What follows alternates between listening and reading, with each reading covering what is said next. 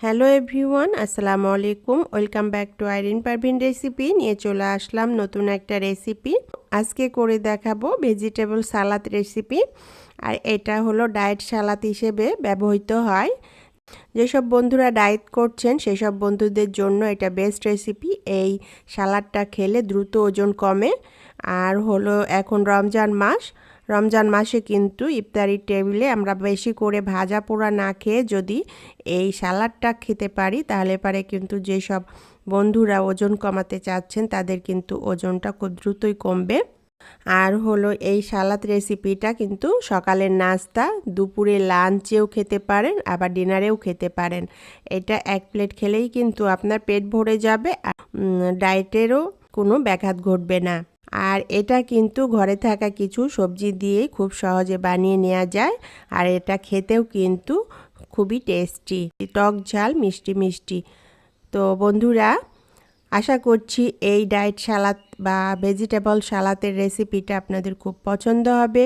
পছন্দ হলে like comment share করে আমার চ্যানেলটিকে সাপোর্ট করবেন, পাশেই থাকবেন।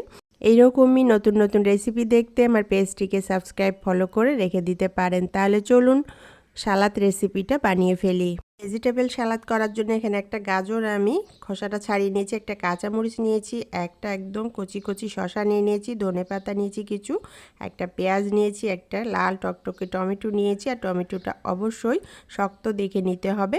আর একটা বাঁধাকপির টুকরো নিয়ে নিয়েছি। আর এই বাঁধাকপির আমি পুরোটা ব্যবহার করব না, নিচের অংশে যে একদম সফট নরম পাতলা পাতলা অংশ আছে সেই অংশটা ব্যবহার করব।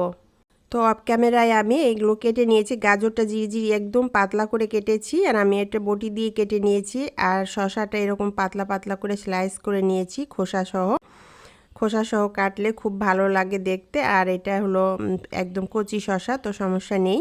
আর একটা পেঁয়াজও আমি এরকম চাকা চাকা করে পাতলা করে কেটে নিয়েছি। কাঁচামরিচটা এখন কাটবো না, পরে কাটবো। আর ধনেপাতাটাও কুচি করে নিয়েছি। টমেটোটা আমি কেটে নিয়েছি, দেখতেই পাচ্ছেন ভিতরের বীজটা ফেলে দিয়েছি। আর এরকম পাতলা পাতলা লম্বা করে কেটে নিয়েছি। আর বাঁধাকপিটা আমিও যে পাতলা অংশটা বললাম আপনাদের, সেই পাতলা অংশটা একদম জিরি করে কেটে নিয়েছি। একটা বড় বাটি নিয়ে নিলাম, আর হলো এই বাটিতে পরিমাণ মতো পানি দিয়ে দিলাম, হাফ চামচ লবণ দিয়ে দিলাম, আর 1 টেবিল চামচ ভিনেগার দিয়ে দিলাম। এটা খুব ভালোভাবে মিশিয়ে নিলাম। নিয়ে তারপর যে বাঁধাকপিটা আমি কুচি কুচি করে কেটে নিয়েছিলাম সেই বাঁধাকপিটা আমি এখানে দিয়ে দিলাম। দিয়ে এটাকে নেড়ে চেড়ে কষলে এই পানির মধ্যে ভিজিয়ে রাখবো কিছু সময়ের জন্য। তাহলে পারে কি হবে, বাঁধাকপির যে একটা ব্যাড স্মেল আছে সেটা আসবে না। আর হলো বাঁধাকপির যে কাঁচা কাঁচা একটা ভাব আছে সেটাও আসবে না। তো এভাবে কিছুক্ষণ ভিজিয়ে রেখে দিব। কিছুক্ষণ পর ফিরে আসলাম, তো বাঁধাকপিটা একদম সফট নরম হয়ে গেছে। সবগুলো বাঁধাকপি এভাবে হলো পানি থেকে একদম চেপে করে উঠিয়ে নিব। পানিটা থাকলে আবার সালাডটা বেশিক্ষণ ভালো থাকবে না। বাঁধাকপিটা দিয়ে দিলাম, আর এটাকে হাত দিয়ে একদম ঝুরঝুরে করে নিলাম। এক সাইড করে দিলাম। গাজর কুচিটা দিয়ে দিলাম, শসা কুচিটা দিয়ে দিলাম। এইভাবে আমি সব কিছু সুন্দর করে সাজিয়ে নিলাম।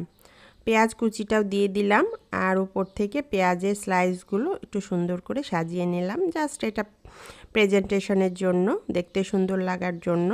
আপনি আপনার পছন্দ মতো কিন্তু সাজিয়ে নিতে পারেন।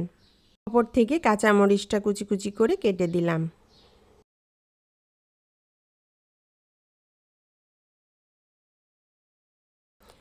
হাফ চামচ গোলমরিচের গুঁড়ো দিয়ে দিলাম। সামান্য একটু বিট লবণ দিয়ে দিলাম। আর ওপর থেকে অর্ধেকটা লেবুর চেপে এটার রসটা দিয়ে দিলাম। এটা রেডি হয়ে গেল। এখন শুধু এটা মাখিয়ে নেওয়ার পালা। এটা আলতো হাতে ভালো করে মাখিয়ে নিব। এটা বেশি চেপে মাখালে কিন্তু পানি বের হয়ে যাবে, তো একদম আলতো হাতে মাখিয়ে নিব। যারা ডায়েট করছেন সেসব বন্ধুরা কিন্তু সকালে নাস্তা হিসেবে, দুপুরে লাঞ্চে এবং রাতে ডিনারেও খেতে পারেন।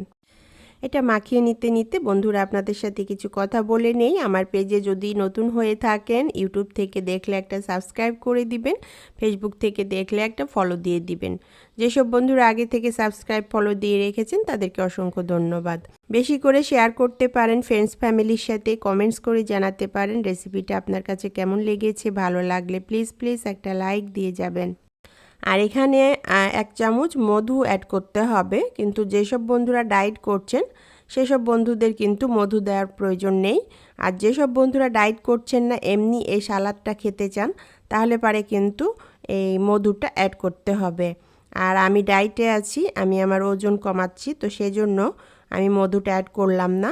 এইভাবেই সুন্দরভাবে এটা মাখিয়ে নিলাম, নিয়ে একটা প্লেটে সার্ভ করে দিলাম। আর এভাবে সার্ভ করে দিয়ে দেখুন কতটা লোভনীয় হয়েছে, দেখতেই মাশাআল্লাহ এত সুন্দর লাগছে। আর এটা খেতেও কিন্তু দারুণ, টক ঝাল মিষ্টি মিষ্টি একটা ফ্লেভার আসবে, খুবই দারুণ একটা সালাদ এটা। আমি তো ডায়েট কন্ট্রোল করছি, তো আমার জন্য এই সালাদটা বেস্ট একটা রেসিপি। তো আজকের ইফতারির জন্য আমার হয়ে গেল এই সালাদ রেসিপিটা, আমি আজকে এটাই খাবো। আপনারাও কিন্তু এভাবে একদিন ট্রাই করে দেখতে পারেন, এটা টেস্টটা খেয়ে দেখতে পারেন কেমন লাগে। আশা করছি এই রেসিপিটা আপনাদের পছন্দ হবে। পছন্দ হলে লাইক কমেন্ট শেয়ার করে আমার চ্যানেলটিকে সাপোর্ট করবেন, পাশেই থাকবেন। আবার দেখা হবে এইরকমই নতুন কোনো রেসিপির সাথে। আল্লাহ হাফিজ।